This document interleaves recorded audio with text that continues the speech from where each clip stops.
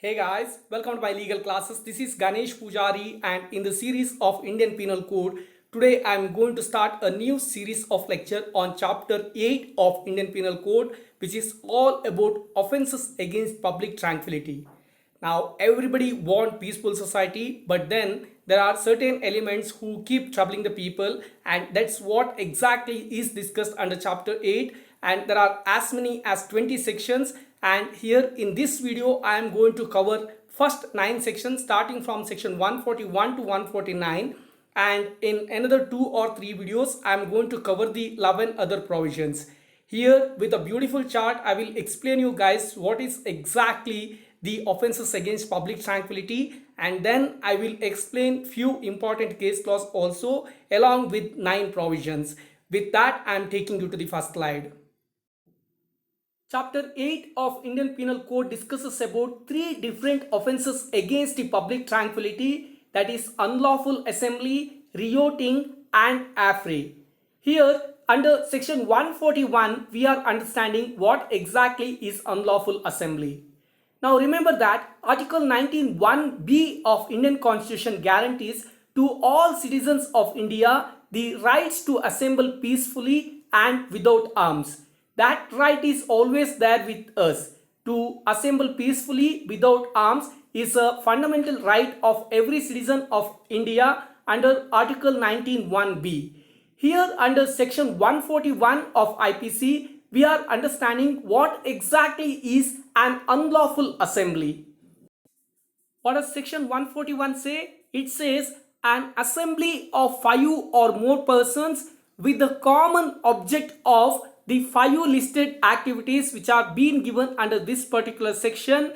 If they are gathering for such purpose, then it is unlawful assembly. So I have made it 4 different parts. In the first part you need to understand, that is the blue box, that there should be an assembly of 5 or more persons. That is the first requirement. Then all of them should have a common object while assembling. That is the second one. Or after assembling, as a continuation, they should have the common object, which I am going to discuss in my future slides or future sections. And then there are 5 important such objects which are given under the law, which I am going to explain. And if it happened, if the combination of all these 3 are available, then such assembly is called as unlawful assembly. Now let us try understand what are those 5 common objects. The first common object can be to overawe or intimidate or scare by criminal force or show of criminal force the central or any state government or parliament or the legislature of any state or any public servant in the exercise of the lawful power of such public servant. Now if you are trying to intimidate or scare any of these aspects, that may be central government or state government or parliament or legislature of any state or public servant, then that can be an unlawful assembly. Or if they are gathering with a common object to resist the execution of any law or of any legal process. Remember, there is a law, and if they are gathering with a common object of resisting such execution of law or any of legal process, that is also unlawful assembly. Or if they are gathering with a common object to commit any mischief or criminal trespass or other offenses, that is also is considered as unlawful assembly. Or if 5 or more people are gathering with a common object by means of criminal force or show of criminal force to any person to take or obtain possession of any property or to deprive any person of the enjoyment of right of way or of the use of water or other incorporeal rights of which he is in possession or enjoyment, or to enforce any right of supposed right, or by means of criminal force or show of criminal force to compel any person to do what he is not legally bound to do or to omit to do what he is legally entitled to do. Now such person has certain power to do but they are not allowing him to do, or certain things he doesn't want to do but they are forcing him to do. Now any of these 5 happens, then it is known as unlawful assembly. So I repeat, there should be an assembly of 5 or more persons and they should have a common object to commit any of these 5 activities which I have already explained. In that case, the combination will be known as unlawful assembly. In between, I told if they are gathering without a common object but as a continuation of that particular assembly, if they are all coming to a common object, then that is also an unlawful assembly, which is what explained in this particular section by saying an assembly which was not unlawful when it assembled may subsequently become an unlawful assembly. Initially, they never had the common object of committing any of these 5 which are being defined, but later they formed such common object. In that case, if there are more than 5 people, then it becomes unlawful assembly. It can be 5 or more people. That is what you need to remember, and it was what held in Moti Das versus State of Bihar, where an assembly which was not unlawful when it assembled may subsequently become an unlawful assembly was held in this particular case law. With that, I am taking you to section 142. Now the next question is, who is the member of unlawful assembly? That is what precisely discussed under section 142, which discusses about being member of unlawful assembly. There are 2 chances by which a person can become the member of unlawful assembly. One, he knows that it is an unlawful assembly, and even after knowing that, intentionally he joins such assembly. Now he becomes the member of that unlawful assembly. Or when he came there, he was not aware that it is an unlawful assembly, but later he realizes that it is an unlawful assembly. But even after getting realized that it is an unlawful assembly, he decides to continue with them. In that case, he is also considered as member of that particular unlawful assembly. I hope that is very clear. That's all about section 142.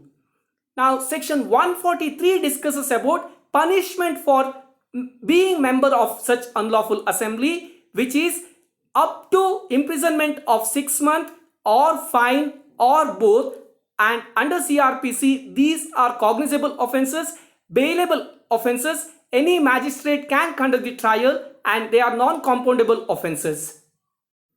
Section 144 discusses about joining unlawful assembly armed with deadly weapon. Now there are deadly weapons available which may likely to cause death also. In that case, if anybody is joining such unlawful assembly, they are punishable with imprisonment up to 2 years or fine or both, and under CRPC these are cognizable offences, bailable offences. Any magistrate can conduct the trial and they are non-compoundable offences. The section 145 discusses about joining or continuing in an unlawful assembly knowing it has been commanded to disperse. Now there is an unlawful assembly and there is a very clear command to disperse from such unlawful assembly. Even after knowing that such order is available, if somebody is joining or continuing with such unlawful assembly, then they are punishable up to imprisonment of 2 years or fine or both. And under CRPC these are cognizable offences, bailable offences. Any magistrate can conduct the trial and they are non-compoundable offences. Then comes reoting, which is defined under section 146. Now what is reoting? It is very simple. Whenever there is an unlawful assembly with a combination of violence, that means reoting is equal to unlawful assembly plus violence. If that is there, then it is called reoting. So initially we have understood under section 141 that what is unlawful assembly, and in a continuation of such unlawful assembly, if there is any violence seen, then section 146 comes into picture, which is reoting. What is the punishment? Definitely it is much higher than the unlawful assembly. Here under section 147 the punishment is given, which can go up to 2 years of imprisonment or fine or both, and under CRPC these are cognizable offences, bailable offences. Any magistrate can conduct the trial and they are non-compoundable offences. And if there are any rioting armed with deadly weapon which can cause death, etc., in that case section 148 comes into picture, and there the punishment can go up to imprisonment of 3 years or fine or both. And under CRPC these are cognizable offences, bailable offences. Magistrate of first class will conduct the trial and they are non-compoundable offences. Then comes the all important section 149. Now here what happens, there is an unlawful assembly, and as a continuation of that unlawful assembly, one or few people from that particular unlawful assembly commit certain offense. Now who is liable to be punished? The answer is every member of such unlawful assembly shall be punished. That is what discussed here under section 149, which says every member of unlawful assembly guilty of offense committed in prosecution of common object. Now while gathering they all had common object, and as a continuation of that particular unlawful assembly, if one or few members are committing certain offense, in that case all the members who were part of that particular unlawful assembly will be guilty of such offense, and they will all be punished according to the offense that is being committed. Now what are the CRPC provisions? If the punishment under CRPC for that particular offense is 10 years punishment, then here under section 149 also everybody will get that particular punishment. That is how we need to understand. With that I am concluding the discussion on sections. Let's get into case laws. Section 150 to 160 I will discuss in my next class. Now let's get into few case laws. The first case law that I am discussing is Bhanwar Singh versus State of MP. This is a very important case law that we should refer in our exam, because here the common object of an unlawful assembly was discussed, and it was held that there are three important components that we have to see to decide whether there was an unlawful assembly or not. The first one, we have to see if there are any common objects which are being defined under section 141. We have seen 5 important objects. We have to see if there are any one or the combination of any of those which are defined under section 141. That is what we need to understand. Secondly, it is not required to be a planned unlawful assembly. It may be happened with the spur of the moment also. That means in a heat of the moment also there can be unlawful assembly. That is what held here. And the last important part is to understand the nature of such unlawful assembly. We need to understand 3 important things. One, the nature of arms which are being utilized by that particular assembly, or the nature of assembly itself, and thirdly the behavior of the members. All of these will help to understand what is the nature of such common object or such unlawful assembly. These are the 3 important things held in Bhanwar Singh versus the State of MP. Then comes the landmark case law as far as section 149 is concerned, that is Chikkaranga Gowda versus State of Mysore. What is section 149? As a continuation of unlawful assembly, if one or few members are committing certain act, then all the members of that particular unlawful assembly will be considered as guilty of that particular offense. Now here what happened? 2 brothers were sleeping in the house and a mob attacked and killed them by putting fire. Now the entire mob was convicted under section 302, that is murder, read along with section 149 and section 34. Now section 34 reads acts done by several persons in furtherance of common intention. Now they were all convicted under section 302. It is not necessary that every person in the unlawful assembly has put fire. Any one member or few member putting fire is sufficient to convict all the members. That is what you need to understand in this particular case law.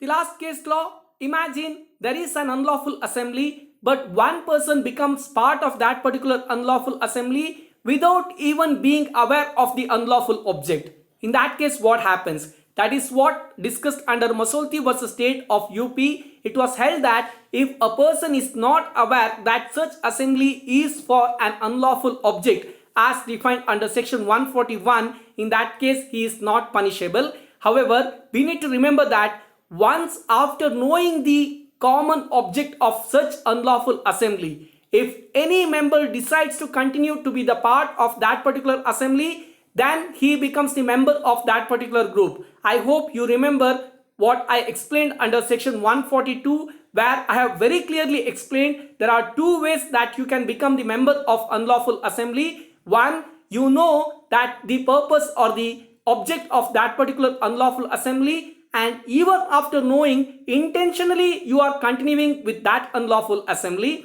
That way you can become the member. Secondly, you are not aware initially, but later you decide to continue with them even after understanding their common object. There also you are becoming the member of unlawful assembly. With that, I am concluding this session. But remember, this is not the end of our discussion on public tranquility. We need to still understand what if someone hires people for the unlawful assembly, or what if someone gives space for conducting unlawful assembly, or what is with that person who is getting benefited because of unlawful assembly, or what is AFRE. All that we need to understand. There are 11 more sections we need to understand, which is what I am going to cover in maybe another 2 or 3 sessions. With that, I am concluding this particular session. Thank you so much for subscribing my channel. Please like, share and comment my videos. All the very best for whatsoever purpose you are referring my channel, and thanks again.